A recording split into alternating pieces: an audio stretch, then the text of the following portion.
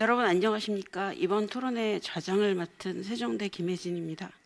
올해 5월 양성평등주간 중 하루를 양성평등임금의 날로 지정하도록 하는 양성평등기본법 제38조 제4항이 신설되었습니다. 11월 법 시행을 앞두고 성별임금격차 해소 방안 토론회를 통해 성별임금격차의 실태와 문제를 함께 고민하고 해결 방안을 모색해보고자 합니다.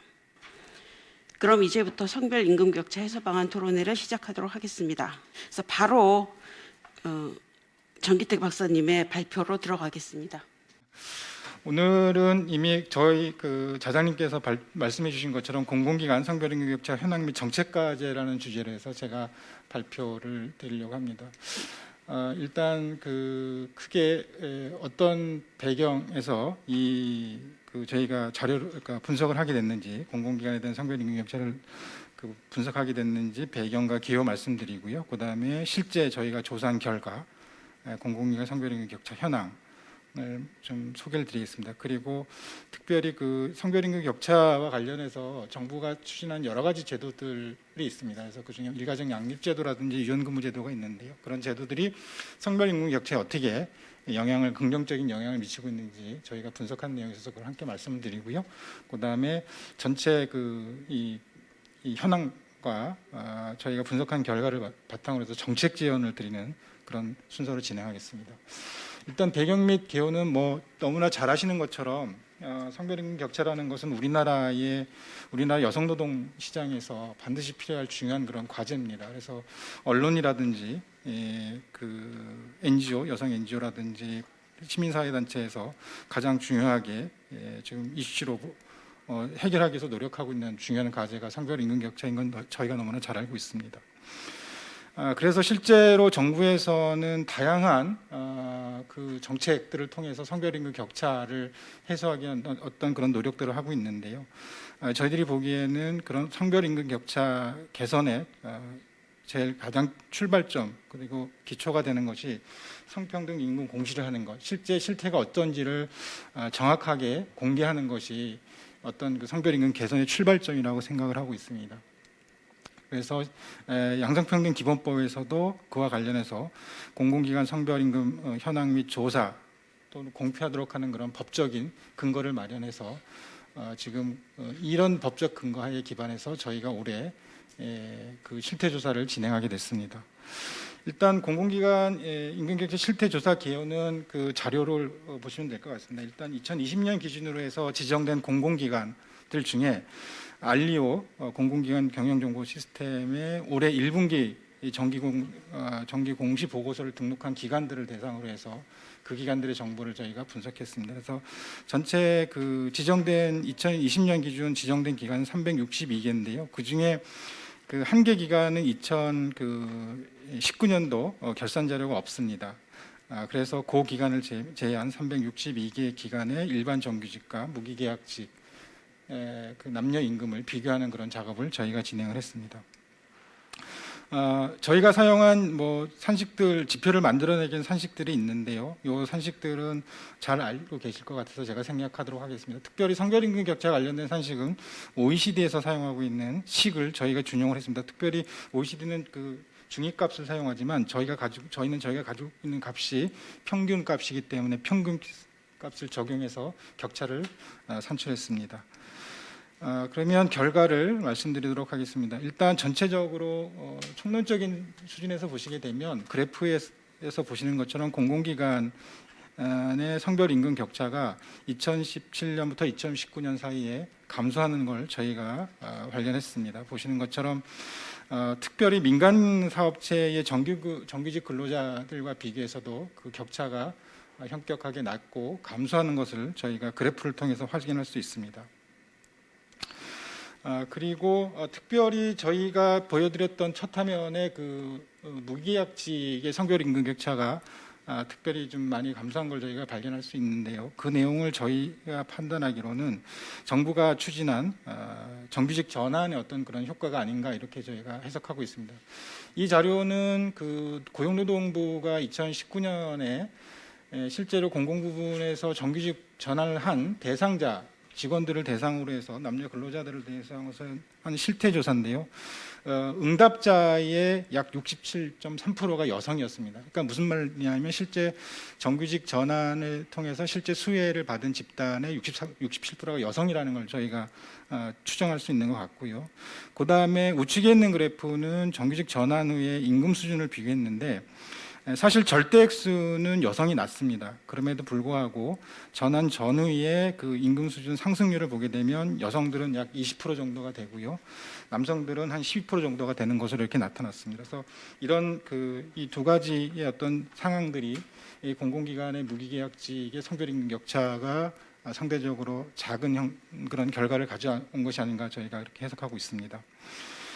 일단 다음 그래프는 그 2019년 무기계약직을 일반 정규직을 기준으로 해서 성별임금 격차가 그 가장 낮은 기간 위에서부터 15기간을 저희가 그래프로 그렸는데요. 보시는 것처럼 서울 요양원이 0.1%로 가장 작습니다. 근데 참고로 말씀드리자면 여기에 성별임금 격차가 마이너스인 기간들이 있습니다. 근데 그 기간을 빼고요, 이 0보다 0 이상인 기간들 중에 이 상위 15개 기관들을 봤는데 보시는 것처럼 서울요양원 그리고 경북대 치과병원까지 들어가 있습니다. 그래서 전체 362개 기관과 비교했을 때 이 상당히 그 상위 15개 기관의 평균이 상당히 높은 것을 좋은 상인 것을 저희가 그래프를 통해서 확인할 수 있습니다. 그리고 이번 슬라이드는 이제 저희가 이 성별임금 격차가 가장 또 반대로 높은 기관을 밑에서부터 15개 기관을 뽑아봤는데요. 정부 법무공단이 47.9%, 그러니까 약 50% 정도가 되는 성별임금 격차가 나타나는 저희가 조사했던 기관 중에 가장 크게 그렇게 나타났습니다. 그리고 이 재료연구소까지 포함해서 15기관이 다른 기관들에 비해서 상대적으로 그 성별임금 격차가 큰 게 나타났고요. 마찬가지로 이들 기관의 어떤 상황을 보게 되면 성별임금 격차라든지 근속연수 격차, 그다음에 일반 정규직 비율이 전체에 비해서 상당히 좀 열악한 것을 저희가 알 수가 있습니다. 그리고 이 정부가 관리하는 그 공공기관의 유형이 여러 개로 나눠져 있는데요. 특별히 그 중에서 기금관리형 준정부기관이 다른 유형의 그 정부기관들에 비해서 일반 정규직 성별 임금 격차가 큰 것으로 나타났습니다. 보시는 것처럼 그 전체 기관은 그 19.9%인데요. 이 기금관리형 준정부기관 같은 경우는 25.6% 정도의 그런 성별 임금 격차가 나타나는 것을 저희가 알 수 있었습니다. 그리고 성별 근속연사 격차도 마찬가지로 다른 기관들에 비해서 높은 것을 저희가 그래프를 통해서 확인할 수 있습니다. 특별히 그 공공기관들 중에서 그 지난 3년간 이 일반 정규직 성별 임금 격차가 감소하는 그런 기관들이 있습니다. 그래서 대표적으로 시장형 공기업에 해당되는 가스공사 같은 경우에는 2017년 26.2%였는데 2019년에 20% 정도로 그렇게 감소한 걸 알 수가 있습니다. 여러 가지 노력들을 해서 상당히 그런 노력한 결과가 반영된 게 아닌가 이렇게 예상이 됩니다. 그리고 준시장형 공기업 중에서는 주택도시보증공사가 2017년에는 30.8%였는데 20.7%까지 약 9%포인트 정도 성별임금차가 지난 3년 사이에 떨어진 걸 저희가 알 수 있었고요. 그다음에 서울올림픽기념국민체육진흥공단이라고 하는 그 기금관리형 준정부기관도 마찬가지로 3년 동안 10.3%포인트 정도 임금격차가 감소했습니다. 그리고 한국소방산업기술원도 마찬가지로 10.1%포인트 정도 감소를 했고요. 그다음에 기타 공공기관에 속하는 국가과학기술연구회 같은 경우에는 지난 3년간 약 30%포인트 정도 성별 임금격차가 감소한 걸로 나타났습니다. 특별히 저희 그 성별 임금격차가 많이 감소한 기관들의 이제 인사 담당자들하고 저희 사전에 그 전화 인터뷰를 했는데요. 저희 기관에서 공통적으로 지적하는 것이 일단 그 기존에 그 경력이 많았던 그 남성 경력직들이 이제 퇴직을 하는 시점이 되면서 상대적으로 경력이 많은 그룹의 여성들이 늘어나고 그 다음에 요 몇 년 사이에 그 여성들이 승진이 상당히 많이 이루어졌다고 합니다. 여러 가지 이제 정부가 추진하고 있는 공공기관을 대상으로 추진하고 있는 여러 가지 정책들, 관리자 여성 관리자 비율을 높이기 위한 그런 정책들의 효과가 일정 정도 현장에서 반영되고 그것이 임금에까지 나타나고 있는 게 아닌가 생각이 듭니다. 그리고 저희들이 이제 업종별로 봤는데요. 보시는 것처럼 교육 서비스업에 해당되는 그 기관들이 상대적으로 성별 임금 격차가 작았고요. 그다음에 그 기관 수가 상대적으로 작은 농림업을 제외한 금융 및 보험업에서 해당되는 기관들이 상대적으로 임금 격차가 크게 나타났습니다. 그리고 이 공공서비스, 교육서비스 같은 경우에는 성별 근속 격차도 마찬가지로 작게 그렇게 나타나는 것을 저희가 그래프를 통해서 확인할 수 있습니다. 그리고 이 특별히 금융 및 보험업 종사 공공기관 같은 경우에는 그림에서 보는 저희가 그림에서 보는 그런 이 기관이 그 대표적인 그런 그 은행 기관인데요. 이 은행 기관의 직급별 분포를 보시게 되면 상대적으로 고위직에는 남성들이 많이 있고 남성들 사이에서도 고위직에 분포하는 인원이 많은 것을 알 수가 있습니다.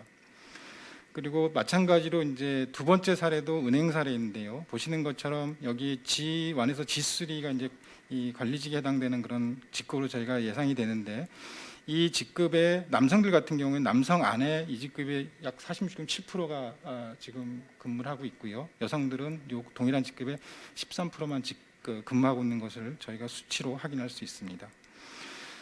그리고 이제 그 병원을 저희가 좀 뽑아서 봤습니다. 근데 보시는 것처럼 병원은 다른 기관에 비해서 상대적으로 전체 평균에 비해서 병원의 어떤 그런 성별 임금 격차가 저희가 큰 걸 알 수가 있는데요. 사실 병원은 전체 그 일반 정규직 중에 여성의 비율이 66.6%, 그러니까 3분의 2 정도가 됩니다. 그리고 근속연수 격차 같은 경우에도 보시는 것처럼 전체 평균에 비해서 상당히 낮습니다. 그럼에도 불구하고 이 성별 임금 격차가 크게 나타나는 그런 현상을 저희가 관찰할 수 있는데요. 사실은 그게 이제 남녀 인력이 어떻게 이제 의료기관 내에 그 분포해 있느냐, 직종별로 어떻게 분포해 있느냐가 사실은 병원에서의 어떤 성별 임금 격차를 만들어내는 중요한 요인인 것 같습니다. 저희들 그 그림에서 보시는 그 좌측에 있는 A대학교 치과병원 같은 경우에는 동일한 의료기관이지만 여기에는 상대적으로 그 여성 그 간호직이 적습니다. 지금 이 치과병원 같은 경우는 일반직 내에 간호직이 포함되어 있습니다. 일반 간호직을 포함한 다른 직종들이 같이 있는데 사실은 보시는 것처럼 이 치과병원의 여성들 중에 50%가 전공입니다. 그리고 남성들 같은 경우에 44.7%, 그다음에 겸직 교원이 이제 70% 이상을 차지하고 있는 것을 저희가 알 수 있고요. 그런데 대학병원이나 종합병원 같은 경우에는 그림에서 보시는 것처럼 여성의 대다수가 간호직 이게 그 분포해 있는 걸 알고 있고요. 분포해 있는 걸 저희가 알 수 있고요. 상대적으로 남성들 같은 경우에는 그 전공이라든지 전담의, 교수, 이 의사에 속하는 그런 직군들이 남성들이 많은 것을 알 수가 있습니다. 그래서 결국은 동일한 경력이 동일하지만 사실은 직종 내의 임금의 어떤 장벽을 경력이 넘어서지는 못하는 그런 상황인 것 같습니다. 그래서 병원에는 이런 상황인 걸 저희가 알 수 있었고요. 그다음에 최근에 이제 설립된 기관들이 상대적으로 성별 임금 격차가 작게 나타나는 것을 저희가 발견할 수 있었는데요. 뭐 이런 현상은 저희가 안료에 있는 기관만 그런 게 아니고 뭐 다른 그 기관 조사에서도 동일하게 이렇게 저희가 발견할 수 있습니다. 그래서 결과적으로는 그 이 설립 기간이 짧다는 것은 사실은 비슷한 시기에 입사한 남녀 직원들이 같이 지금 일을 하고 있기 때문에 아직까지는 어떤 경력의 격차가 나타나고 있지 않는 시기여서 상대적으로 이제 성별 임금 격차가 작은 것으로 나타나지 않는가. 그리고 이 기간의 역사가 오래되면서 점점 남성과 여성의 근속 연수의 격차가 발생하면서 그것이 결과적으로 임금 격차로 연결되는 것이 아닌가, 그렇게 저희가 추론할 수 있을 것 같습니다. 그리고 다음으로는 이제 관련 제도와 성별 임금 격차에 대해서 말씀을 드리겠습니다. 특별히 저희가 그 살펴본 거는 모두에 말씀드렸던 그 일가정 양립 제도와 연금무 제도의 어떤 그런 관계를 그 제도가 어떻게 성별 임금 격차에 영향을 미치는지 저희가 살펴봤는데요. 이 그림은 그 구조방 정식 모형을 통해서 그 경로 분석을 한 결과입니다. 보시는 것처럼 일가정 양립 제도 사용자 비율, 그러니까 전체 직원들 중에 그 직원 대비 일가정 양립 사용자의 숫자가 어떻게 되는지로 산출한 이 사용자 비율, 일가정 양립제도 사용자 비율이라는 지표가 성별 임금 격차에는 직접적으로 영향을 미치지 않는 것으로 나타납니다. 그런데 일가정 양립제도 사용자 비율은 성별 임금 근속 연수 격차에 부적인 그런 영향을 미치는 것으로 나타나고 있습니다. 그리고 그래프에서 보시는 것처럼 성별 근속 연수 격차는 성별 임금 격차와 이 정관계, 그 포지티브한 관계로 나타나고 있는데요. 결과적으로 그 성별 일가정 양립 제도가 성별 근속 연수 격차가 성별 임금 격차에 나타나는 그런 영향을 그 조절해주고 있는 그런 상황인 것을 저희가 이 결과를 통해서 확인할 수 있을 것 같습니다. 간접적으로 일가정 양립 제도가 이 성별 임금 격차를 감소시키는 그런 상황을 저희가 알 수 있습니다. 실제로 일가정 양립 제도는 임금에 직접적인 영향을 미치는 제도는 아니기 때문에 저희가 나타난 이 현재의 결과는 저희가 생각하는 그대로의 어떤 상황을 보여주는 게 아닌가 생각이 됩니다. 다음으로는 유연근무제도 사용자 비율이 성별 임금 격차에 어떻게 영향을 미치는지를 저희가 봤는데요. 보시는 것처럼 유연근무제도 사용자 비율은 성별 임금 격차에 그 부적인 영향을 미치는 것으로 이렇게 결과가 나왔습니다. 저희가 이제 이 결과를 보면서 여러 가지 이제 그 고민을 해왔는데 결국 사실은 현재 운영되고 있는 유연근무제도의 내용들을 보게 되면 근로시간을 줄이기보다는 예컨대 출퇴근 시간을 조절한다거나 근무지를 바꾼다, 그러니까 외부에서 근무를 한다거나 하는 그런 그 장소상의 어떤 유연성이라든지 그런 형태로 그 유연근무제도가 이루어져서 실제로는 근무 시간 자체가 줄어들지는 않거든요. 그러다 보니까 임금 총액에는 변동이 없이 근무를 좀 더 유연하게 하는 방식으로 하고 있기 때문에 결과적으로 이 제도의 현재 제도들이 성별 임금 격차를 감소시키는 형태로 이렇게 나타나는 것이 아닌가, 그렇게 저희가 이해를 했습니다.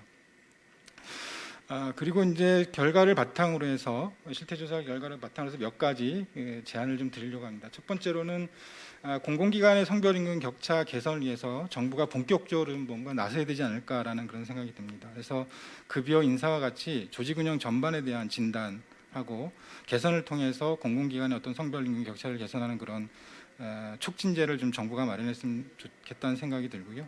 두 번째로는 공공기관 경영평가 지표 내에 성별임금 개선과 관련된 지표를 본격적으로 좀 추가하는 걸 저희가 검토해보면 어떨까 생각이 듭니다. 사실은 저희가 그 성별임금 격차가 중요한 문제라고 생각을 하지만 이런 공공기관의 어떤 평가 지표라든지 그런 것에 성별임금과 임금 격차 관련된 지표를 직접적으로 지금 반영해 놓은 건 없습니다. 근데 이혼근무제라든지 여성 고용률과 관련된 그런 간접적인 지표들이 들어가 있지만 본격적으로 성별 임금 격차 관련된 그런 지표들이 들어가 있지 않기 때문에 이번 기회로 해서 임금 격차 관련된 지표를 경영평가 지표에 좀 포함시키면 어떨까 생각이 들고요. 두 번째로는 일가정 양립 제도하고 유연근무 제도를 활용을 촉진했으면 좋겠다. 요건 이미 저희가 조금 전에 봤던 그 슬라이드를 통해서 이미 제도가 갖고 이 두 제도가 성별 임금 격차에 어떻게 영향을 미치는 걸 경험적으로 봤기 때문에 이 제도를 좀 더 활성화시키면 좋을 것 같습니다. 그리고 여성 대표성 제고를 통해서 성별 임금 격차를 지속적으로 추진했으면 좋을 것 같습니다.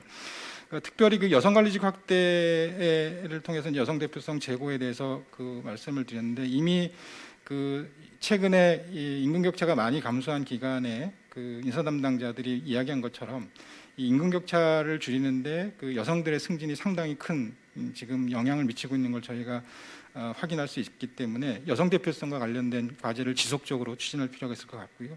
그리고 두 번째로는 여성 집중 직종의 임금이라든지 근로조건의 개선 부분을 계속 좀 노력을 해야 될 것 같습니다. 예컨대 저희가 동일한 경력임에도 불구하고 직종 간의 같은 조직의 직종 간의 임금 격차로 인해서 이 경력이 아무리 늘어나도 임금 격차의 벽을 넘어서지 못하는 그런 상황을 저희가 병원을 통해서 확인했습니다. 그래서 여성 집중 직종에서의 어떤 임금과 관련된 개선의 노력을 좀 저희가 했으면 좋을 것 같고요. 그다음에 공공기관 성평등 공시제도를 저희가 본격적으로 좀 도입을 고민을 해보면 좋을 것 같습니다. 지금 저희는 임금만 봤는데 임금에 영향을 미치는 근속기간이라든지 승진 현황, 그다음에 여성 관리자 비율과 관련된 재반 정보들도 같이 좀 더 포괄적으로 성평등이라는 이름으로 공시를 하면 어떨까 좀 생각해 봤습니다. 그리고 지자체 산하 기관도 마찬가지로 성별임금 정보 공개를 좀 했으면 하는 그런 걸 제안을 드립니다. 지금 알리오는 그 국가가 관리하는 그 공공기관들의 임금 정보가 올라와 있는데 클린아이 지방 공공기관 쪽에는 지금 그 정보가 공개되어 있지 않습니다. 그래서 지자체 산하 기관까지도 성별임금 정보를 공개하기를 확대하는 걸 저희가 적극적으로 검토하면 좋겠고요. 그다음에 성별임금 정보를 통합해서 좀 알리오에서 공개를 했으면 좋을 것 같습니다. 현재는 정규직을 일반 정규직, 무기계약직, 단시간 무기계약직으로 구분을 하고 각각 그 성별임금 격차를 발표하고 있습니다. 그런데 이 세 집단을 모두 묶어서 한 기간의 성별임금 격차가 어떻게 되는지를 저희가 살펴보면 아마 또 지금과는 또 다른 모습이 나타날 수도 있을 것 같습니다. 그런데 어차피 이 세 개의 그 집단들이 한 기간 내에서 근무하는 남녀 그 근로자들이기 때문에 이 집단들을 통합적으로 성별임금 격차가 어떤지를 저희가 공개하는 그런 노력을 하는 게 좋을 것 같습니다. 예, 이상으로 발표를 모두 마치겠습니다. 감사합니다.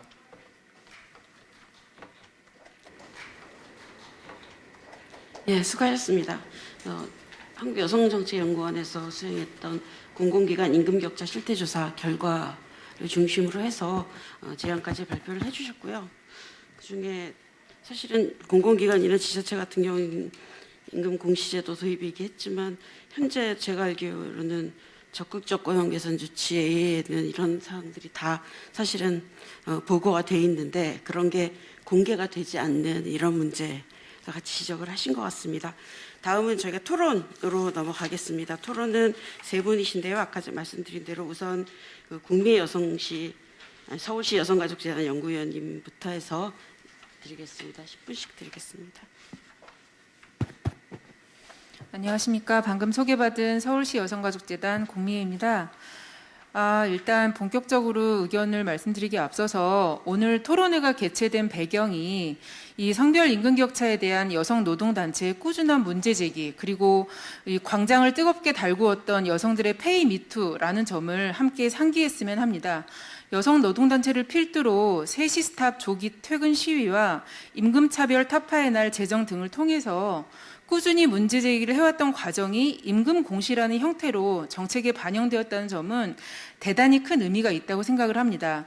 운동과 정책의 선순환 사례로서 자리매김되었으면 합니다.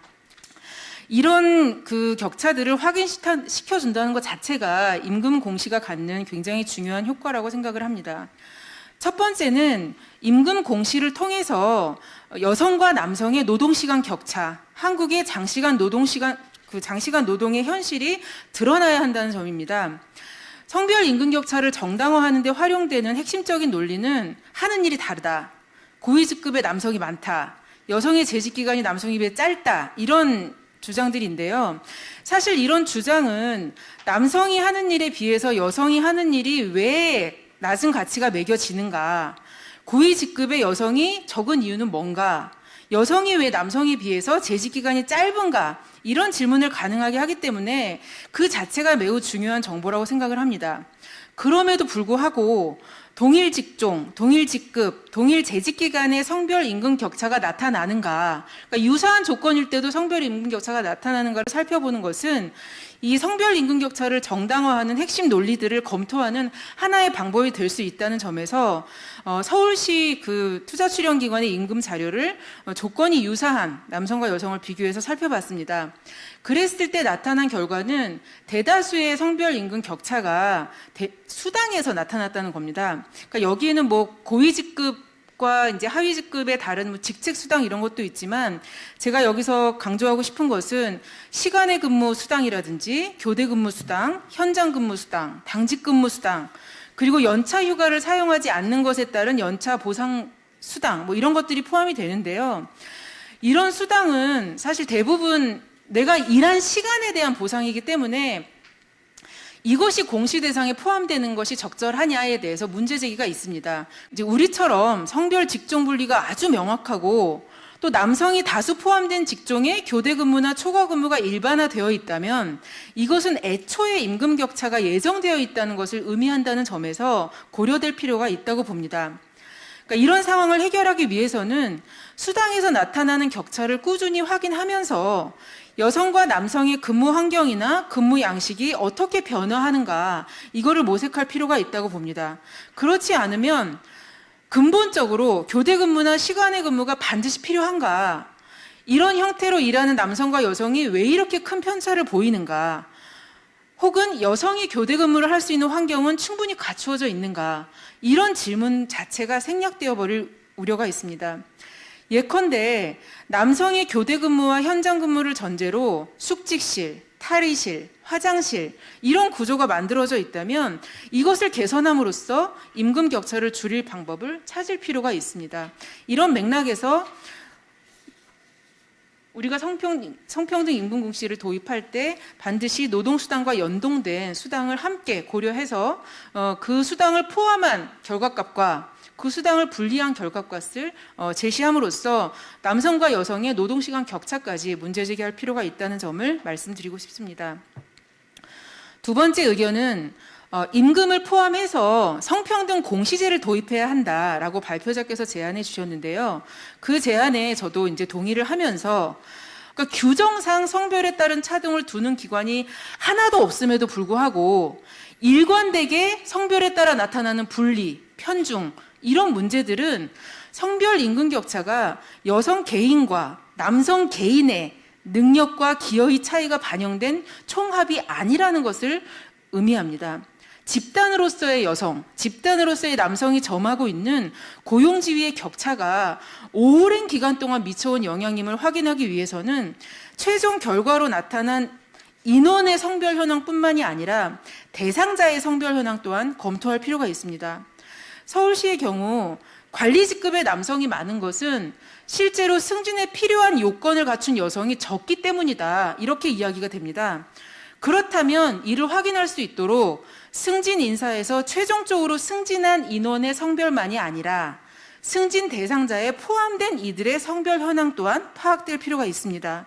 실제로 그렇게 봤을 때 모집단 자체의 여성이 적어서 관리자급의 여성이 적은 거라면 여성의 장기 근속이 더 장려가 돼야 될 거고, 여성의 리더십 강화를 함으로써 성별 임금격차 완화에 긍정적인 효과를 미칠 거다라고 우리가 전망을 할 수가 있겠습니다.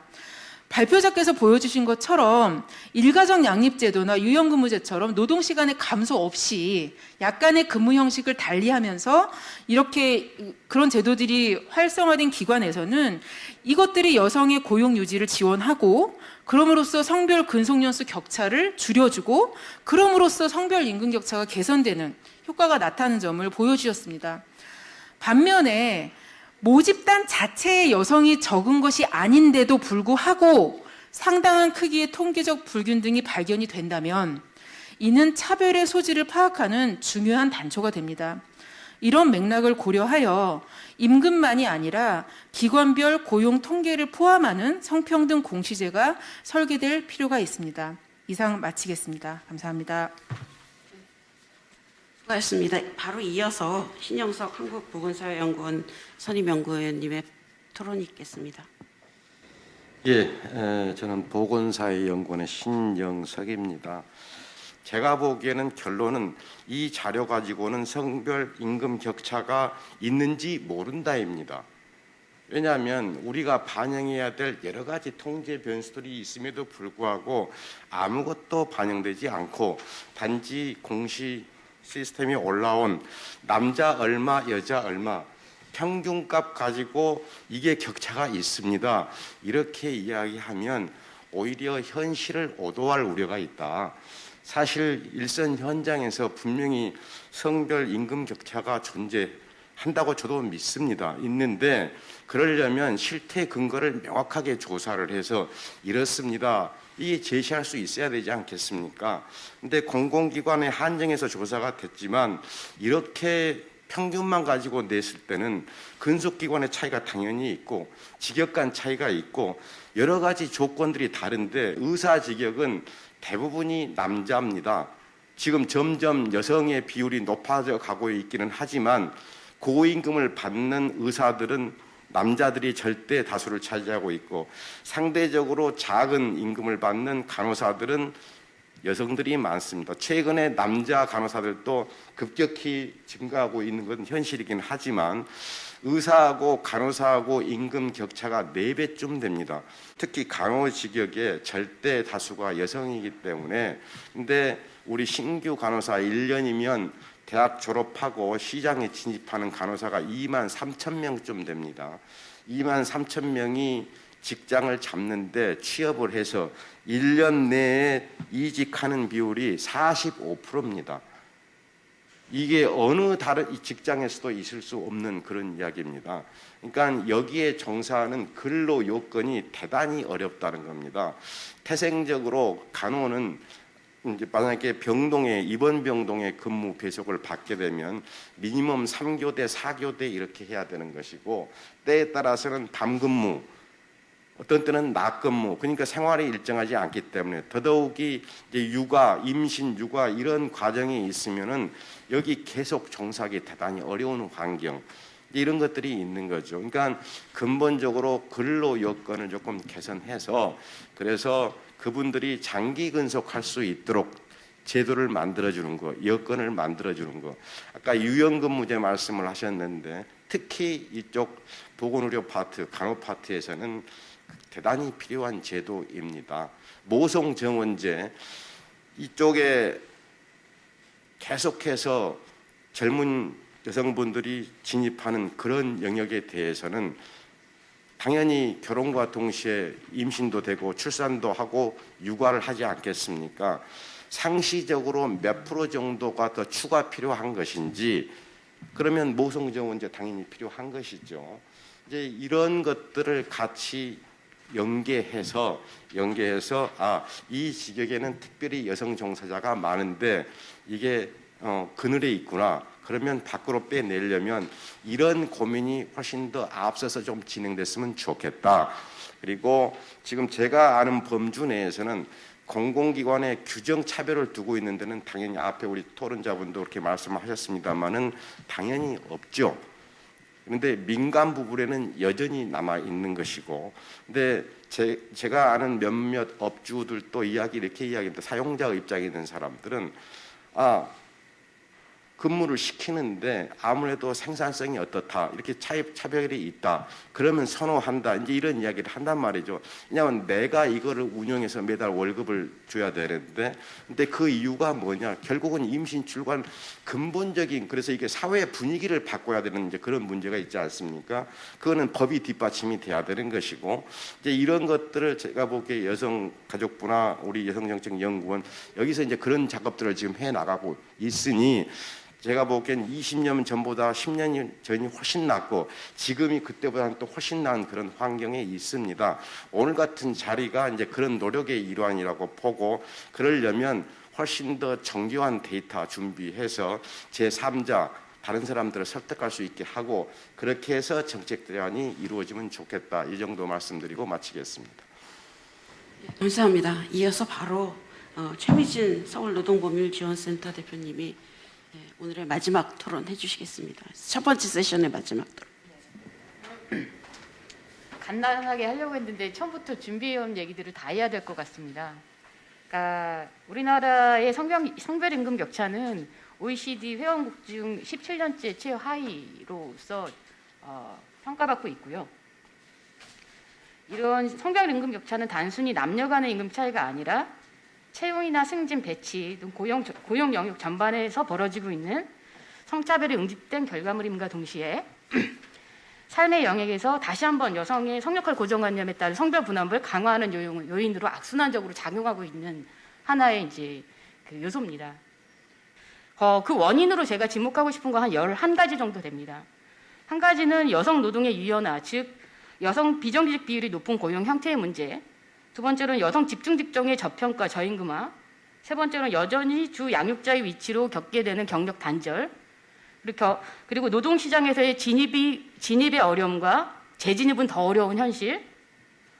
그리고 가학적인 노동 환경. 아까 우리 국내 박사님이 이제 노동 환경적인 측면에서도 얘기를 해주셨는데요. 제가 여기서 가학적인 노동 환경이라고 하는 것은 9시에 출근해서 6시에 퇴근하는 게 당연한 것이 법이고 그것이 지켜지는 것이 맞는 사회여야 하는데 장시간 노동이 당연시되고 장시간 노동 이외에도 조직에서 살아남기 위해서 뭔가 끊임없이 기타 부수적인 것들을 해야 되는 것이 당연시되는 문화, 그런 것들이 오히려 정상적으로 근무를 하는 것이 모두가 당연하다면 모두에게 공평한 조건으로 주어질 것이 마치 여성이기 때문에 그와 같은 일을 더 하지 못하는 것으로 여기게끔 만드는 구조라는 거죠. 그런 것이 만든 결과고요. 여기에 더해서 성차별이 사회 문제이자 형사처벌의 대상이 되는 범죄 행위라는 인식이 부재하고 실효적인 성차별 규제 제도가 없고 그다음에 성차별 근절을 위한 적극적인 감독 행정이 부재한 이런 세 가지들이 헌법과 남녀공평등법 등 법률에서 규정한 성차별 금지 조항을 굉장히 법문으로만 남아있게 만드는 아주 중요한 요인 중에 하나라고 저는 생각합니다. 임금공시제도뿐만이 아니라 의미 있는 정보들을 모두 공개해서 차별 시정의 근거를 확보할 수 있도록 하는 기반을 마련하는 게 필요하다라는 얘기를 하려고 하는데요. 제가 그 얘기를 함에 앞서서 좀 문제 제기를 하고 싶은 부분은 성별임금 격차가 우리나라가 OECD 국가들 중에도 가장 최하위에 있음에도 불구하고 성별임금 격차를 해소하기 위한 주무부처라고 할 수 있는 고용노동부에서 하고 있는 정책들은 다소 간접적인 것들밖에 없다라는 겁니다.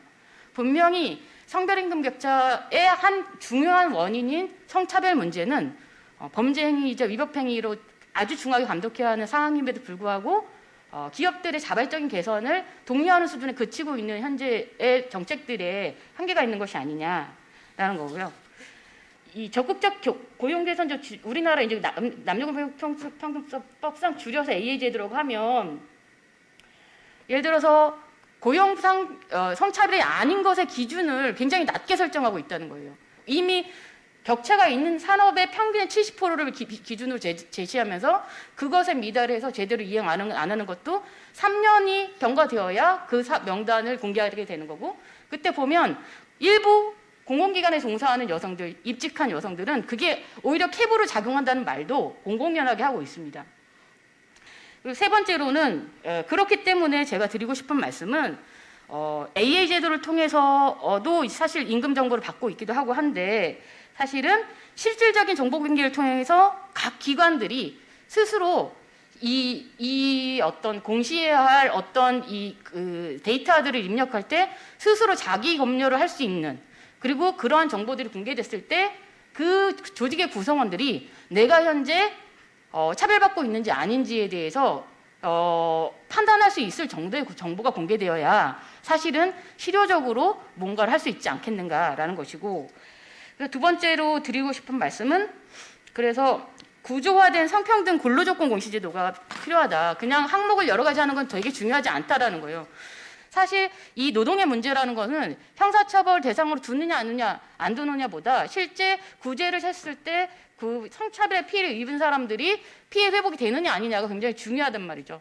그렇기 때문에 실효적인 어떤 구제 제도들이 있어야 되고, 그러려면 노동위원회에 구제와 관련한 제도를 마련해야 되고, 그와 관련해서 이미 뭐 징벌적 손해배상 제도라든가 아니면은 차별 판단을 받으면 그와 같은 차별 판단 효과가 기업 전반에 미칠 수 있는 제도적인 방안들을 만든다든가 이런 부분들이 좀 더 보강됐으면 좋겠다. 그리고 마지막으로 최근에 이제 공공기관에서 직무급 도입 여부가 경영평가에 반영이 되면서 많은 공공기관들 중심으로 직무급 제도 설계하고 제도 컨설팅을 하는데 굉장히 많은 시간과 돈을 쓰고 있습니다.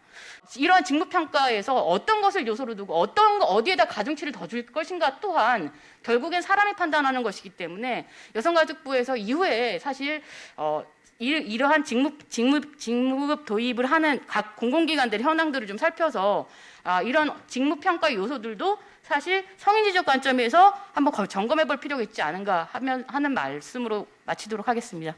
네. 예, 감사합니다.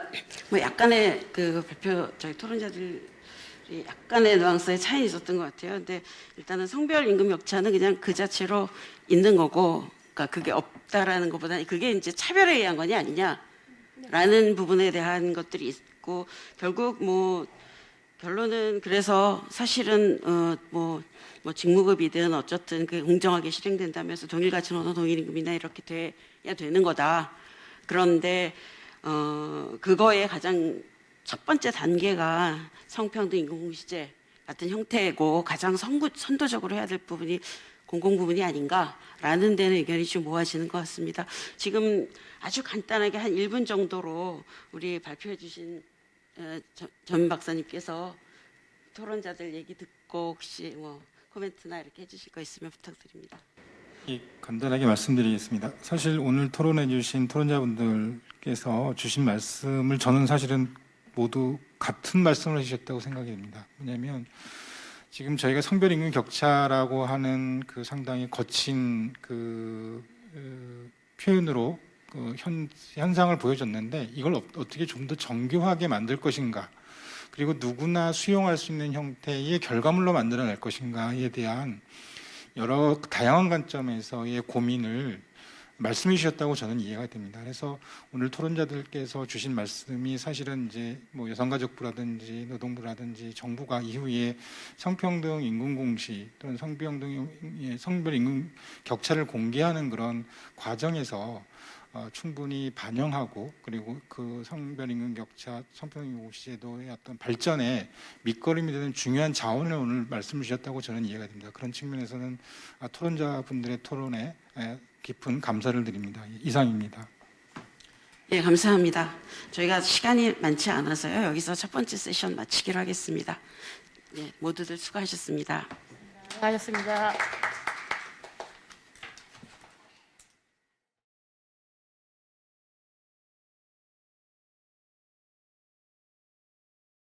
양성평등 임금의 날 법정 기념일 제정 기념 성별 임금 격차 해소 방안 토론의 두 번째 세션을 시작하겠습니다. 저희가 첫 번째 세션에서는 공공기관 성별 임금 격차 정책 과제를 봤고요. 두 번째에서는 지역 내에서의 성별 임금 격차 해소 방안에 대해서 하겠습니다. 먼저 윤정향 선임연구위원께서 발표를 해주시겠습니다. 예, 안녕하십니까. 한국노동사회연구소의 윤정향입니다.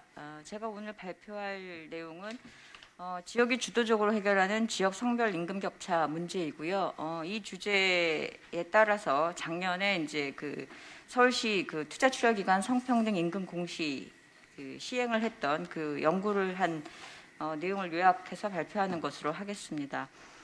예, 이 연구는 그 서울시장 민선 7기 공약 및 4개년 계획 그 과제로 이제 추진이 된 겁니다. 그래서 성별 임금 격차 해소로 여성이 일하기 좋은 서울을 만드는 과제였고, 그 하에 따라서 조례를 개정하고 그 조례에 따라서 이제 실태 조사를 하게 된 것입니다. 예, 그래서 성평등 기본 조례 48조 성별 임금 격차 예방 및 개선 조례 48조와 그다음에 49조의 임금격차 실태조사 그 조례 두 가지 내용에 따라서 이제 작년에 실시한 사업인데요. 보면 이 조례에 따라서 성별 임금격차 개선위원회라는 이제 위원회를 만들고 위원회에서 이 사업을 추진하게 됐습니다. 근데 이 성평등 임금 공시에서 되게 중요한 지점이 뭐냐면 그 위원회하고 그다음에 서울시하고 그다음에 저쪽에 보면 투자 출연기관 노사라고 나와 있는데 투출기관 노사 협의회가 있습니다. 서울시는 이 3개 조직의 사회적 합의 이를 통해서 이루어진 것이라고 볼 수 있습니다. 그러니까 어느 한 기관이나 서울시가 주도적으로 해서 될 문제도 아니었고, 투출기관이 적극적으로 이 성평등 임금 개선에 대한 성별 임금 격차 개선에 대한 이 큰 틀에서 합의가 있었기 때문에 이 사업이 실제로 여기까지 진행이 되었다고 볼 수 있을 것 같습니다. 그래서 추후에도 이 사업을 진행할 때 이제 서울시는 투자 출연 기관이 협의회가 있었으니까 됐는데 이제 지역마다 노사민정이 있을 텐데 그 기간 틀 내에서 이 문제를 어떻게 풀어갈 것인가가 중요한 선결 사업이라고 볼 수 있을 것 같습니다. 저희가 그 연구한 걸 이제 그 내용을 보면요. 성평등 임금 공시 대상 기관은 서울시 22개 투자 출연 기관입니다. 23개 기관인데 1개 기관은 조사 기간, 저희가 조사 대상으로 했던 기간에 설립됐기 때문에 제외했고요.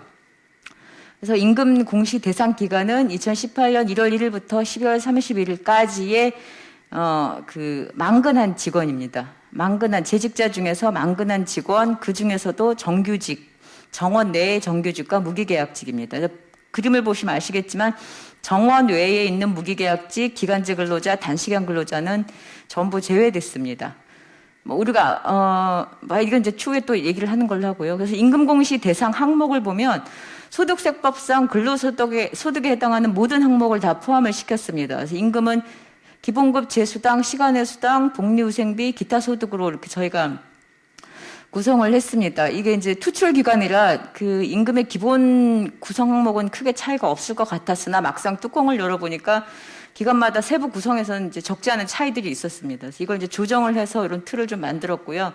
임금 공시 대상 항목에는 크게 보면 총괄표하고 개별 기관의 임금 격차, 성별 임금 격차 두 개를 공시하는 대상 항목으로 봤습니다. 물론 저희 분석은 이제 더 세부적인 분석을 했습니다만은 이 공시의 목적이 무엇인가를 가지고 많은 논의를 한 결과 공시의 목적은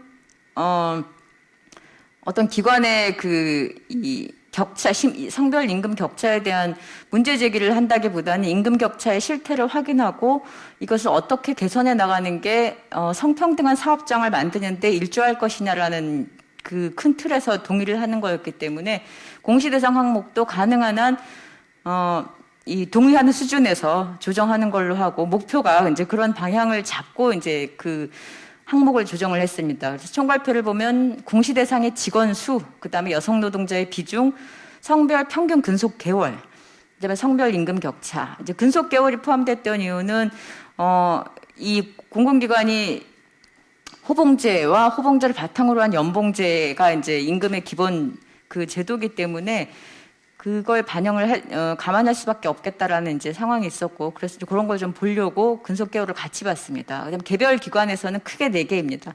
전체 성별 임금 격차, 그다음에 직급, 직종, 재직 기간, 그다음에 인건비 구성 항목이고 각각에 대해서 여성 노동자 비중, 그다음에 임금 격차 이렇게 나눴습니다. 그래서 분석은 다 했으나 개인정보 누출을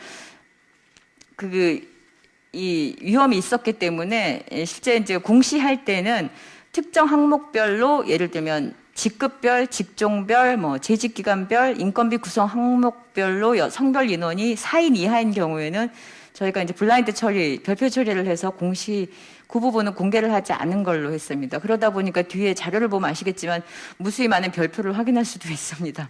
성별 임금 격차 공식은 국제적으로 통용되는 보편적인 기준을 사용했고요. 그래서 중위급 임금 앞서서 나왔을 것 같습니다만 남성 중위급 임금을 기본으로 하고 여성 중위급 임금의 이제 비율을 보는 걸로 이렇게 했고요. 예, 원래 저는 이제 평균값도 같이 봤는데 이것도 앞서 말한 여러 가지 합의와 조정을 통해서 중위값으로 공시하는 걸로 했습니다. 결과를 보면 앞에 이 여성 노동자 비중인데 뒤쪽으로 갈수록 여성 노동자 비중이 저 위쪽에 가 있고 앞쪽에 여성 노동자 비중이 밑에 있죠. 앞에 5개 기관이 투자기관입니다. 투자기관이고 이 기관의 역사가 가장 오래된 기관들이죠. 그런 기관일수록 그리고 투자기관일수록 투자기관은 수익사업을 할 수가 있습니다. 투자기관일수록 그러니까 수익을 통해서 이제 이윤을 창출할 필요성이 있는 기관이죠. 여기는 그래서 오래되기도 했고 인원수도 많지만 여성 비중은 상대적으로 매우 낮은 기관이 이제 투자기관이고요. 상대적으로 출연 출자기관들이 오른쪽으로 비중이 높습니다. 여성 비중이 특히 높은 기관이 서울의료원 75.1%이고요. 그 다음에 다산 120 그 콜센터가 숫자가 잘 안 보이는데. 예, 그렇게 비중이 나와 있습니다. 이제 이 두 기관은 이 전체 인력 규모도 적지 않지만 여성 비중도 상당히 높은 편에 해당합니다. 그래서 그림을 보면 역사가 오래된 기관일수록 여성이 낮고 상대적으로 저쪽이 여성 비중이 높은 걸 확인할 수 있고요. 근속 개월을 보더라도 그림을 보면 위에 빨간 막대 그래프가 이제 여성인데 서울교통공사를 보면 남성이 한 19년쯤 되고요. 여성이 한 14년쯤 됩니다. 평균 근속이. 그 다음에 서울의료원이 이 노동자 비율이 높았는데 서울의료원은 여성이 한 8.7년 정도 됩니다. 세종문화회관이 남녀 비율이 그 근속 개월이 비슷한 유일한 기관인데 여기가 한 14년 정도 됩니다. 그 외 기관은 남성이 다 높고 서울시립교양악단을 뺀 남성이 대부분이 다 높고요. 근속 격차 같은 경우는 에너지공사는 여성과 남성의 근속 개월 수가 굉장히 격차가 많이 나죠. 그런 걸 확인해 볼 수 있습니다. 그 다음에 보시면 이제 이게 성별 임금 격차인데 이 딱 제일 먼저 드는 질문이 그러면 서울시 투자 출연기관 전체의 성별 임금 격차는 평균 얼마입니까? 이 질문을 가장 먼저 할 수 있을 것 같습니다만 여러 가지 논의 끝에 공시에서는 그 부분을 빼고 기관별로 발표하는 걸로 이렇게 정리가 됐습니다. 그래서 오늘도 저는 그렇게 발표를 해야 되는 것 같고 보면 성별 임금 격차가 가장 큰 기관이 에너지공사, 서울에너지공사하고 서울연구원입니다. 서울연구원이 조금 더 높죠. 서울연구원이 남성 임금이 여성보다 46.42% 정도 높고요. 서울에너지공사가 약 41% 정도 높습니다. 반대로 서울여성가족재단 같은 경우는 서울장학재단은 이제 워낙 규모도 작고 그래서 저희가 블라인드 처리를 했습니다만 여성가족재단 같은 경우는 여성이 남성보다 임금이 32% 정도 더 높은 것으로 조사가 됐습니다. 이 두 기관을 제외한 나머지 20개 기관은 남성이 여성보다 중위값 기준으로 성별 임금이 더 높게 나타났습니다. 그런데 예상보다는 높게 나왔던 걸 확인할 수 있고요. 이걸 그 그래프로 그려보면 우하향하는 그래프인데 저쪽 끝에 보면 여성 비중이 높을수록 성별 임금 격차가 낮은 그래프가 그려집니다. 일종의 경향성은 하나는 확인이 됐죠. 여성들이 많이 분포한 기관일수록 상대적으로 성별 임금 격차가 낮다. 이걸 확인할 수가 있었습니다. 그 다음에 이제 각 기관별로 쭉 나와 있는데 기관별로 직급, 직종, 재직기간, 그 다음에 인건비 구성 항목입니다. 인건비 구성 항목을 세세히 나누지 않고 기본급하고 재수당을 묶어서만 저희가 이제 그 공시하는 걸로 이렇게 됐는데 재밌는 거는 이 기관별로 저희가 이제 주로 관심을 가졌던 게 직급하고, 그러니까 직급은 주로 이제 남성 직급, 남성 고위직이 임금이 높고 여성은 임금이 하위 직급에 많이 몰려 있고 임금이 낮다라는 게 이제 일반적인 가설이자 뭐 이제 정리된 그 논의 결과 이론이긴 한데 재밌는 거는 이게 기관별로 차이가 있다는 거예요. 결정적으로는 기관마다 직급의 기준이 다릅니다. 직급의 기준이 달라서 전체 비교하기가 굉장히 어렵다는 거예요. 그리고 또 하나는 직종별로도 다른 부분이 있고 이래서 아까 말씀드렸지만 전체적인 경향을 보면 여성이 많이 편중돼 있는 여성 노동자가 많은 기관일수록 성별 임금 격차가 낮은 거 하나라는 거 외에 직급별로 우리가 아까 말씀드렸던 일반적인 경향을 확인하기는 어렵다. 투출 기관을 놓고 봤을 때. 그 이유는 기관마다 직급을 구성하는 그 기준이 다르고 이 직종 분포도 다르고 또 하나는 이 직급별로 인원수가 부족해서 블라인드 처리를 했기 때문에 직급별로 성별 임금 격차를 비교할 수 있는 그 구성 자체를 저희가 이제 제시할 수가 없죠. 그런 한계점이 있기 때문에 직급별로 기존에 알고 있던 것들을 이 틀 속에서 온전하게 설명해내기는 어렵다. 이제 이런 걸 확인할 수 있습니다. 다만 기관별로 봤을 때 어떤 기관은 그 일반적인 논의대로 남성이 고위직이고 임금이 높고 여성이 하위직에 몰려있고 임금이 낮아서 임금 격차가 크다는 걸 확인할 수 있고 또 어떤 기관은 반대로 고위직에서 임금 격차가 역전되는 경우도 있어요. 즉 고위직에서 여성이 더 많은 기관도 있습니다. 이런 기관마다 편차가 있어서 추후에 직급별로 어떤 경향성을 좀 저희가 확인하고 분석을 하려면 직급에 대한 조정이 좀 필요하겠다. 이제 이런 저희가 연구 결과로서 향후 과제로 이제 얻은 것입니다. 이건 이제 몇몇 기관에 대한 사례를 보겠는데 잠깐 보면 왼쪽에 남성이고 오른쪽에 여성인데 직종별로 보면 여성 100% 직종, 남성 100% 직종들이 꽤 있습니다. 이건 이제 성별 직종 분리가 확인된 거죠. 저 뒷부분에 기관 분포 다 끝난 마지막쯤에 있습니다. 그 다음에 남성 내에서의 직종 분포를 보면 이 왼쪽에 있는 정보 처리 기사 뭐 예를 들면 그 다음에 이렇게 딱 특정돼 있고 여성들 중에 가장 많은 직급이 간호사 여기 아마 서울의료원인데 이 성별로 직종 분리가 확실하게 드러나는 대표적인 기관이죠. 그래서 서울의료원이 여성 분포가 굉장히 많고 상대적으로 임금 격차가 덜하다고 하지만 이렇게 성별 직종 분리가 너무나 명확한 대표적인 기관임을 확인할 수가 있습니다. 자, 이거 같은 경우에도 보면 B기관 같은 경우 오른쪽 그림을 보면 남성들 중에서는 직급이 3급, 4급에 몰려 있고요. 여성 경우는 7급에 몰려 있습니다. 고위직의 남성이 많고 상대적으로 하위직의 여성이 많이 몰려 있죠. 이게 이제 기관별로 이런 부분을 확인할 수가 있다는 걸 알 수 있고, 또 이 기관 같은 경우는 큰 차이가 안 보이기도 합니다. 이런 부분을 확인할 수 있고, 그래서 저희가 그 공시의 목적이 무엇이냐를 끊임없이 되새김하면서 공시를 했기 때문에 아마 이제 보시고 나서는 궁금해하시거나 아니면 우리가 해야 할 것들에 대한 왜 이렇게 많이 공시를 하려고 하는 목적이 뭐냐라는 이런 반문을 많이 받기도 했는데, 그 목적에 맞게 일단 저희들은 충분히 이제 합의를 통해서, 중요한 건 사회적 합의를 통해서 이런 결론을 도출했다는 거라는 점에서 의미를 찾을 수 있을 것 같긴 합니다. 그래서 이걸 토대로 저희가 향후 과제를 몇 가지를 제시했는데, 일단 작년에는 합의를 통해서 이 임금 공시를 했어요. 근데 이제 이게 지속적이 돼야 되고, 저희 목적은 성평등한 작업 환경을 만들자, 작업장 환경을 만들자는 거기 때문에 이게 지속적이고 반복적이 되어야 하기 때문에, 그렇다면 조례를 통해서 성별 임금에 대한 이 자료를 공시하는 게 매우 중요한 사업이죠. 이제 과제가 돼야 되는데, 이 임금 공시 자료를 저희가 조례에 규정하려고 하는 노력을 지속적으로 하고 있는 중입니다만, 아까 말씀드렸지만 쉽지 않은 과업인 것 같습니다. 이것이 되기 전후의 과제들이, 예를 들면 아까 사회적 합의가 있어야 되고, 지역 차원에서 이거에 대한 이제 동의가 필요할 거고, 노와 사와 그다음에 이제 사업주 간에 이 논의가 이제 지역 차원에서 중요한 의제로서 부각이 돼서 이 분위기가 형성이 돼야지만 조례라는 것이 만들어질 것 같다는 생각이 드는 거죠.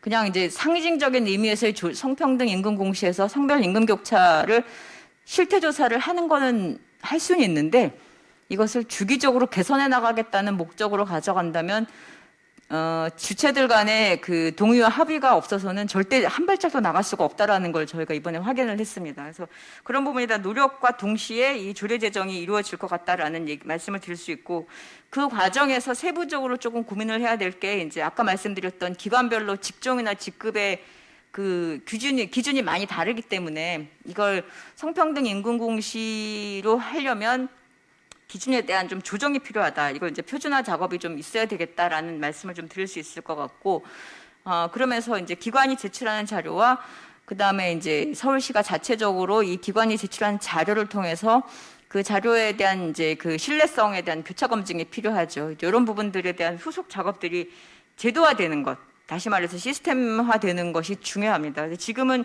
계속 논의를 하고 있고, 이것을 좀 시도해 나가는 과정 중에 있는데, 그렇게 만만할 것 같지는 않다는 생각은 좀 듭니다만, 어쨌든 올해 그래서 아마 이 성평등 임금 공시 2차 조사를 지금 하고 있는 걸로 알고 있고요.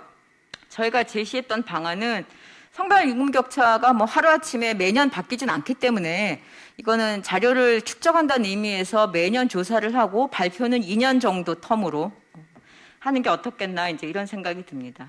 예. 그리고 무엇보다 중요한 게 이제 지역의 노사민정협의회, 사실은 노사민정협의회가 다 있긴 하지만 좀 시효적으로 활동하진 못하고 있는데, 또 강점이 뭐냐면 노사민정협의회에서는 모든 의제를 다 다룰 수 있습니다. 그래서 이 의제를 좀 이 중요한 노사민정의 논의 테이블에 올릴 수 있는 노력을 하는 것도 저는 굉장히 필요하다 생각이 들고, 이제 그런 차원에서의 노와 사 모두, 특히 노가 이 부분에 좀 집중해서 고민을 좀 해줬으면 어떻겠나, 이런 생각이 듭니다. 예, 이상입니다. 예, 감사합니다. 우선은 여성노동자 비중하고 성별 임금 격차가 역관계에 있다라는 거는 저희가 세션 1에서도 발표에서 나왔던 거와 사실 서울시와도 일치하는 것 같습니다. 그다음에 거기에 덧붙여서 이 과정을 통해서 지금은 개별 기관에 사실은 임금에 대해서 공시하는 거지만, 기관 간도 비교할 수 있게 뭔가 아까 말씀하신 직종의 표준화나 더 나아가서 직무 표준화, 이런 것들이 필요하다라는 제기도 하셨고, 이 과정은 서울시면 서울시 이렇게 정부에서만 일방적으로 하는 게 아니다. 사실은 노사민정에 다 협의가 필요하다라는 걸 강조해 주셨습니다. 바로 이어서 저희 토론으로 들어가겠습니다. 첫 번째 토론은 장상화 고양시의회 의원님께서 토론해 주시겠습니다. 고양시 의원 장상합니다. 성별 인격차 문제가 여성계에서 굉장히 오래된 수건 과제로서 오랫동안 이어져 왔었는데요. 세시 스탑 시위를 기획하는 등 여러 가지 노력이나 연구가 있었는데, 그럼에도 불구하고 지난 대선 때 후보들이 다 성평등 인공시를 공약으로 내세우고 했음에도 불구하고 지금 진행이 되게 부진한 그런 부분이 많이 있어서 이거에 대한 고민들이 많이 있었습니다. 그 서울시의 성평등 임금공시의 내용을 보면서 고양시도 조례를 만들어야겠다. 그래서 적극적으로 이것을 가시화하고 구체적으로 드러내는 것이 필요하겠다는 생각이 좀 들었고요. 그래서 조례를 만들고자 했는데, 성평등 기본조례를 개정할 것이냐 아니면 개별조례를 만들 것이냐에 대한 고민이 좀 있었습니다. 그런데 사안의 중요성을 고려했을 때 독립된 조례를 마련하는 것이 필요하고 이것을 전국화하는 것이 필요하기 때문에 개별 조례를 만들려고 했었고요. 그래서 성별 임금격차 개선 조례라는 이름으로 조례를 만들게 되었고, 저희는 페이미투 조례라고 부르고 있습니다. 만드는 과정에 있어서는 많은 어려움이 존재했던 것이 사실입니다. 왜냐하면 상위법이 존재하지도 않았고 조례 제정 가능성에 대해서 서로 다른 의견들이 굉장히 많이 존재했었기 때문에 만드는 데 있어서 어려움이 많이 존재했었고, 그래서 이것을 해결하기 위해서 어떻게 할 것인가를 고민하다가 당의 자원을 좀 활용하자. 그래서 당 여성본부와 정책위 이렇게 해서 TF를 꾸려서 전문가 비공개 세미나와 토론회 등을 거치면서 어떻게 가져갈지에 대한 내용을 좀 풍부하는 과정을 좀 거쳤습니다. 그래서 전문가 비공개 그 세미나를 통해서 나왔던 것은 좀 주로 우려의 지점들이 많이 도출됐는데, 개인정보가 공개되는 것이 과연 맞느냐라는 문제와 함께 이 임금이 공개되는 것에 대한 사회적으로 나오는 부정적인 인식, 이런 것들이 굉장히 많이 확인되는 과정이 좀 있었고요. 그리고 이것이 실제로 얼마만큼의 효과가 있을 것이냐에 대한 좀 부정적인 인식도 또한 존재했던 것이 사실입니다. 그럼에도 불구하고 성평등 임금공시라고 하는 것이 문제를 가시화한다라는 측면에서 굉장히 중요한 의미를 가진다라는 생각이 들어서 토론회나 그 이후에 토론회를 통해서 좀 해외 사례라든가 그 실제로 서울시에서 어떻게 진행되고 있는지에 대해서 좀 내용을 공유하는 그런 과정들을 거쳤습니다. 그래서 고양시에서 성별 임금격차 개선 조례를 만들게 되었고요. 당연히 성별 임금격차 개선 조례를 만드는 과정에서도 산하기관이나 공기업이 성별 임금격차가 실제로 존재하느냐, 존재하지도 않는 것에 대해서 격차를 이야기하는 것이 말이 되지 않는다라는 문제제기도 많이 있었고요. 그럼에도 불구하고 계속 요해하는 과정에서 의원님들이 많이 합의를 해주셔서 오히려 실태조사를 할 수 있다라고 했던 것을 실시해야 한다라는 강제조항으로 다 같이 합의해서 그렇게 만드는 과정도 있어서 굉장히 좀 고무적이었다라는 생각을 하고 있습니다. 그래서 저희가 2011년 1분기에 성평등 임금격차 해소를 위한 연구 용역을 기반으로 해서 자료를 좀 수집하고 기초 자료를 분석해서 성별 임금격차 개선을 위한 방안을 제시하는 것까지 쭉 이어서 가져갈 계획을 가지고 있습니다. 이게 최초 조례이고 처음에 최초 조례를 만들 때 상위법에 저촉된다는 등 여러 가지 우려점들이 많이 제기됐지만, 이것이 전국적으로 확산이 되었을 때는 처음에 물고가 트기는 어려웠지만 물기를 여는 것은 훨씬 더 수월해질 거란 생각이 들고요. 많이 활용되었으면 하는 생각이 듭니다. 실제로 행정 업무 능력의 물리적 한계도 존재하고 위원회 설치나 실태조사 방법에 따라서 결과에 많은 변수가 예상되고 있어서 보다 더 주의 깊게 신중하게 한 발 한 발 가져가려고 하고 있고요. 그래서 또한 출처 출연 기간이 기초단체다 보니까 대상이 좀 매우 협소한 부분, 이런 것들이 좀 있을 거로 예상이 되고, 좀 더 이제 과제로 둔다면 뭐 출자 출연 기간이나 공기업뿐만 아니라 민간 위탁이나 용역까지 확대하는 것을 과제로 두고 있습니다. 앞으로도 이 조례를 통해서 그리고 이 성평등 임금 공시를 통해서 고양시가 좀 더 성평등한 시로 좀 발돋움했으면 하는 바람을 가지면서 토론을 마치겠습니다. 예, 감사합니다.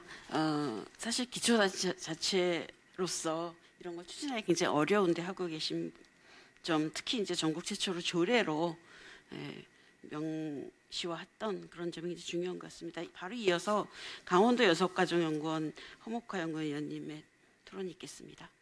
네, 안녕하세요. 강원도 여성가족연구원의 허목화입니다. 저희는 지금 서울시나 고양시처럼 실제로 뭐 조례를 만들거나 그 시작 단계, 그러니까 이제 막 조례를 만들려고 이슈 파이팅하는 그 정도 단계에 사실 있는 것이 사실입니다. 그래서 저희가 일자리 그리고 노동에서의 성평등, 불평등 문제에 대해서 고민을 하는 것이 강원도로서는 또 지역 소멸과 맞닿아 있는 굉장히 큰 고민의 문제라고 생각을 합니다. 강원도 같은 경우에는 사실 뭐 큰 기업도 없고요. 그래서 제조업의 비중도 굉장히 낮습니다. 대부분의 그 산업이 서비스업에 있고요. 그리고 실제 또 전체 사업체 중에서 83.7%가 5인 미만의 사업체입니다. 강원도 같은 경우에는 남녀 경제활동 격차가 15.9%포인트고요. 고용률의 격차는 15.4%포인트입니다.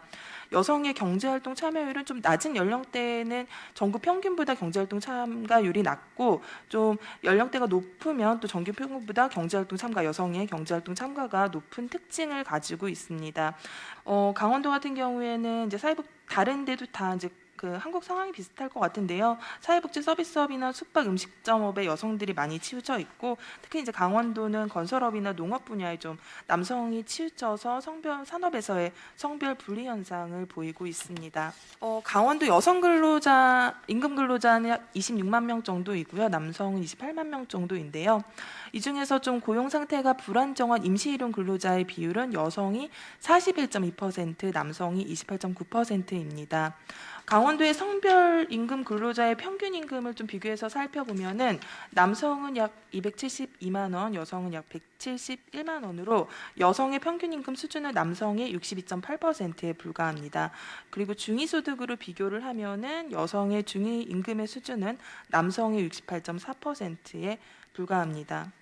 성별 임금 격차의 원인이 무엇인가에 대해서 좀 기존의 논의들을 살펴보면은 남녀의 교육 수준의 격차가 있을 수 있고요. 성별 분업 그리고 성별 분업으로 인한 경력 단절 빈도와 근로 시간의 격차, 그리고 성별 직종 분리, 그리고 채용 승진, 임금 등에서 직접적인 성차별 등으로 성별 임금 격차의 원인을 지적하기도 합니다.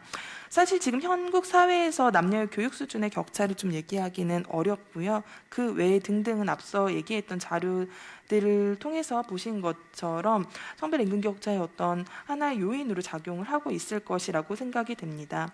강원도의 경력 단절 여성의 이제 임금을 좀 분석을 해본 결과도 보시면 경력 단절 경험이 있는 여성의 임금 수준이 경력 단절을 경험하지 않는 여성의 68.8%에 나타났고요. 종사상 지위별로도 보시면은 정규직 여성 근로자의 평균 임금은 정규직 남성 근로자의 평균 임금의 84.2% 수준이고 비정규직 여성 근로자의 평균 임금은 비정규직 남성 근로자의 59.5% 수준으로 나타났습니다. 제가 작년에 저희 이제 워크넷에서 구인하는 구인 임금을 좀 분석을 해봤었는데요. 저희 여성이 좀 많이 종사하고 있는 보건업이나 사회복지 서비스업 중에서 이제 두 가지 직종을 가지고 보시면은 많은 그 보육교사의 구인 임금은 거의 최저임금의 95.6% 수준이었고요. 그리고 요양보호사의 구인 임금은 최저임금의 105.2% 수준이었습니다. 그래서 여성의 결국에는 그 성별 임금 격차, 그 한국 사회에서 전체적인 평등을 맞추기 위해선 저희가 최저임금의 문제도 좀 고민을 해봐야 될 지점이 있을 것 같고요. 결국에는 강원도에서 저희가 지자체 수준에서 할 수 있는 것은 무엇인가라고 생각을 했을 때 여기 앞서 서울시나 고양시의 사례처럼 지자체에서 그나마 움직일 수 있는 공공기관에서의 그 성별 임금 공시를 통해서 좀 성별 임금 격차를 해소하는 것에 대한 노력이 필요하다라고 생각을 합니다. 강원도의 경우에는 저희가 올해 5월에 공공부문 성별 임금 격차 해소 방안 포럼을 좀 개최를 하면서 이 자리에서 도의원도 모시고 또 이제 행정도 같이 해서 좀 방안을 함께 모색하는 자리를 가졌습니다. 우선은 공기업이나 출자 출연 기관을 대상으로 성별 영향 평가를 좀 확대해서 현재 시행을 하고 있고요. 실제 저희 연구원에서 시행하고 있는데 오히려 그 지자체 시군 단위에서 성별 영향 평가하는 것보다 훨씬 더 결과가 좋게 나오고 있는 것도 있습니다. 그리고 또 하나는 토론회에서 좀 제기되었던 문제인데요. 결국에는 고위직에 여성이 많이 올라가지 못하는 문제가 성별 임금 격차의 하나의 원인이라면은 여성이 좀 고위직으로 올라갈 수 있도록 우리가 또 제도를 개선하는 것도 하나의 방안일 수 있다라는 이제 고민에서 저희는 지금 내년 연구로 강원도 고위직 공무원의 여성 비율을 높이기 위한 경력 관리 지원하고 인사 정책과 관련된 연구를 좀 진행하려고 계획하고 있습니다. 네, 이상입니다. 네, 이번에는 또 하나의 광역자치단체인 강원도에서 발표를 해주셨고요. 지금 저희가 서울시 발표와 그다음에 고양시와 강원도 그 토론을 들었는데 이게 단계별로 저희가 보는 것 같은 그런 생각이 좀 많이 들었습니다. 그래서 좀 제 생각에는 그 우리 발표를 해주신 윤정양 박사님께서 좀 이렇게 막 출발하고 있거나 조례까지 만들었거나 이런 그 자치단체에 뭔가 조금 더 이렇게 뭐라 그러죠? 좀 가이드를 주시거나 조언을 주시면 아주 좋은 자리일 것 같아서요. 좀 부탁드립니다. 그 돌이켜 봤을 때 여전히 중요한 건 그 당사자의 동의였던 것 같아요. 일단 지자체장의 의지가 굉장히 확고했고, 그다음에 이 여성이 안심하고 일할 수 있는 성평등 작업장을 만드는 데 있어서 중요한 지점이 이제 일을 하면서 느끼는 이 차별감을 줄이는 거고, 그 차별감을 줄이는 가장 밑바탕 중에 이제 임금에 대한 문제가 있는 거죠. 그래서 그 문제를 어찌 보면 가장 건들기 어려운, 가장 개인적인 영역의 문제였던 것처럼 보이는, 그러니까 사용주와 개인의 근로계약이라는 이걸 가장 집단적으로 지역사회 내에서 운동적으로 정책적으로 풀겠다라는, 시스템화해서 풀겠다라는 의지였던 거죠. 그래서 그런 차원에서 접근을 했던 거고, 그 방향에 서울시의 투자출연기관의 노동조합하고 사용주가 저는 그 의지와 방향에 동의를 했었다고 생각을 했어요. 그래서 그것이 동의가 됐기 때문에 짧은 기간 내에 서울시 공무원들, 그 다음에 이제 실제 현장에 계신 분들은 아시겠지만 아까 말씀드렸듯이 임금 자료를 추출해내는 게 쉽지 않죠. 각 기관의 개인정보가 다 걸려있고 기관마다 임금 체계가 다 다르니까 이 업무를 최대한 효율적으로 줄이는 방법에 대한 고민을 하면서 제가 이제 경영평가 자료로 올라가는 임금 항목을 바탕으로 했어요. 그래서 서울시와 투자 출연 기관의 업무를 최대한 줄이면서 우리가 알고자 하는 정보를 그 안에서 최대한 녹이면서 가져가자, 이렇게 이제 합의를 해서 여러 기관이 협조가 된 거죠.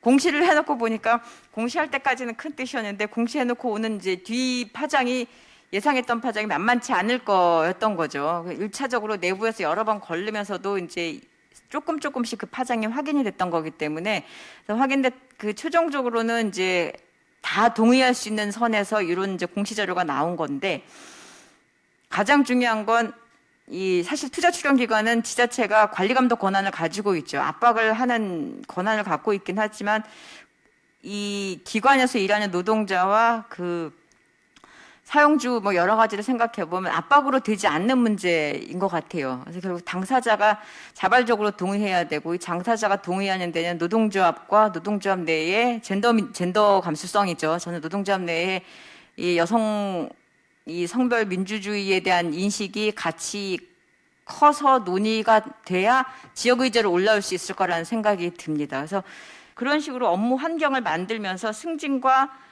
채용과 그다음에 업무 배치에서의 이 편중과 격차를 줄이는 노력을 사업장 내에서 같이 가져가면서 임금공시제라는 동의 구조를 만들어 가지 않는 이상은 임금만 따로 떼서 이걸 그 평등하게 가져간다는 건 동의가 안 되는 구조인 것 같아요. 제가 보기엔 현장에서. 그래서 이런 부분을 그걸 같이 만들어가는 노력들을 해야 되는데 역시 저는 지금도 그 답을 찾는 건 현장에 있는 여성 노동자들과 그다음에 그 투자 출연 기관에 파워가 있는 이 노동조합의 이 노조들과 그다음에 이들이 모여서 노사민정이란 하나의 그 협의체 틀을 속에서 서로가 서로를 좀 견인해내고 의견을 모아가서 의제를 만들어가는 노력을 하는 게 가장 필요하다. 그다음에 개별 사업장에서 끊임없이 이걸 문제 제기를 하고 알려내는 노력들을 같이 해야지 않나 이런 생각이 좀 듭니다. 이상입니다. 예, 그래서 아마 여기 두 자치단체만이 아니라 다른 데서도 이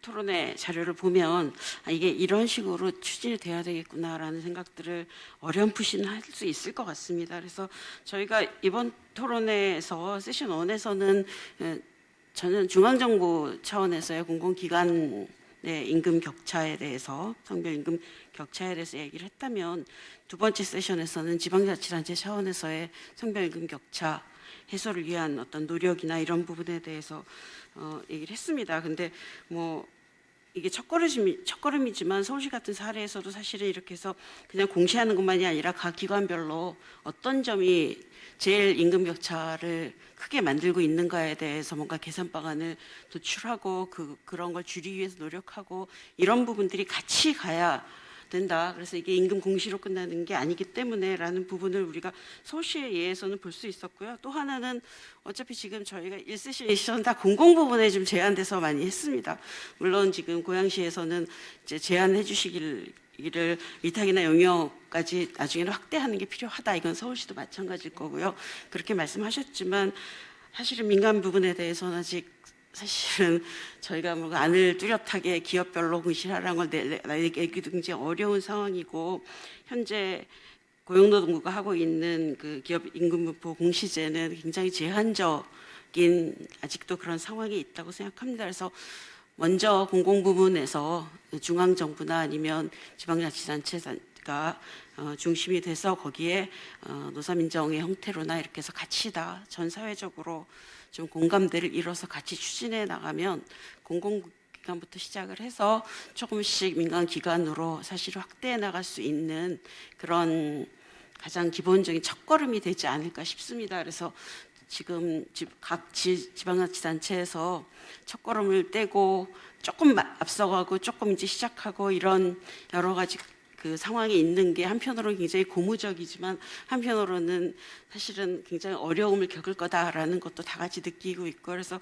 이 토론회를 통해서 중앙정부와 어떤 지방정부에서의 성별임금 격차 현황과 과제 이런 것들을 도출을 해봤습니다. 그러면 여기서 성별임금 격차 해소 방안 토론회 그 세션 1과 세션 2를 다 마치려고 합니다. 오늘 하루 종일 같이 해주신 발표자 토론자님께 감사드립니다. 수고하셨습니다.